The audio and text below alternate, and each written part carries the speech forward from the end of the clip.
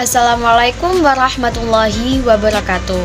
Saya Putri Wilujeng Lestari, NIM 12620 520 3253, nomor absen 23, akan menjelaskan tentang peran guru. Di sini indikatornya yang pertama yaitu peran guru sebagai pengajar.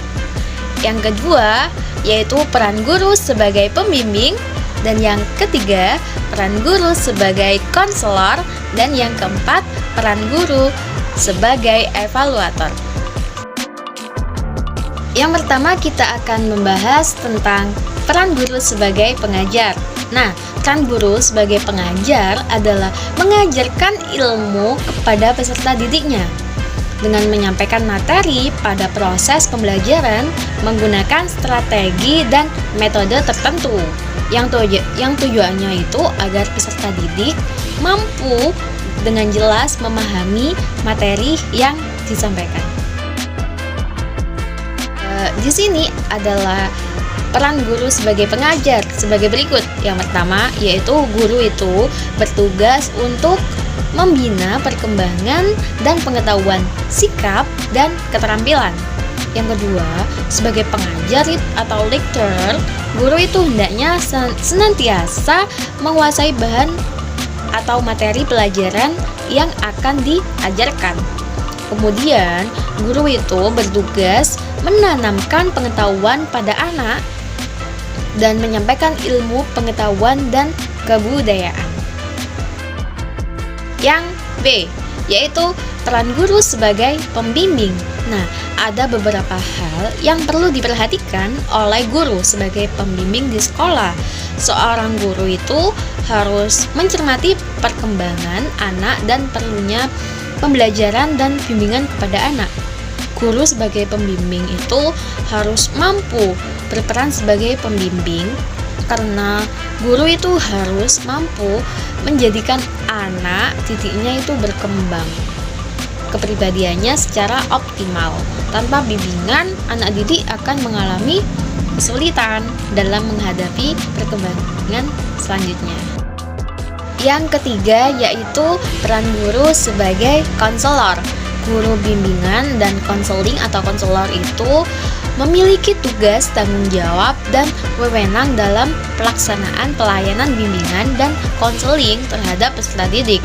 Tugas guru bimbingan dan konseling atau konselor itu berhubungan dengan perkembangan diri peserta didik yang sesuai dengan kebutuhan, potensi, bakat minat, dan kepribadian peserta didik di sekolah maupun madrasah.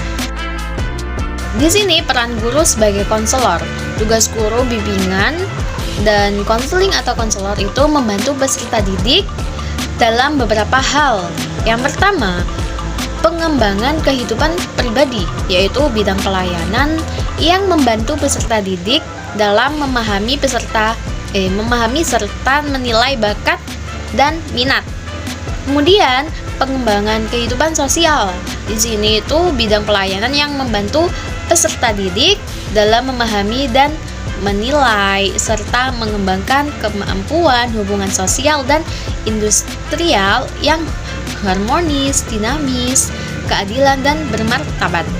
Kemudian, yang ketiga yaitu pengembangan kemampuan belajar, yaitu bidang pelayanan yang membantu peserta didik mengembangkan kemampuan belajar untuk mengikuti pendidikan sekolah maupun madrasah secara mandiri. Kemudian, yang keempat, pengembangan karir, yaitu bidang pelayanan ini yang membantu peserta didik dalam memahami dan menilai informasi, serta memilih dan mengambil keputusan karir. Kemudian yang keempat yaitu peran guru sebagai evaluator. Nah, sebagai evaluator, guru itu melakukan penilaian terhadap proses pembelajaran. Penilaian itu dilakukan untuk mengetahui apakah tujuan yang telah dirumuskan itu tercapai atau tidak. Apakah materi yang diajarkan sudah sesuai atau tidak?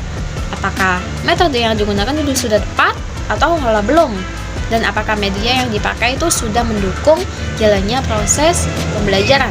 Kemudian sebagai evaluator itu ya, guru berperan untuk mengumpulkan data atau informasi tentang keberhasilan pembelajaran yang telah dilakukan.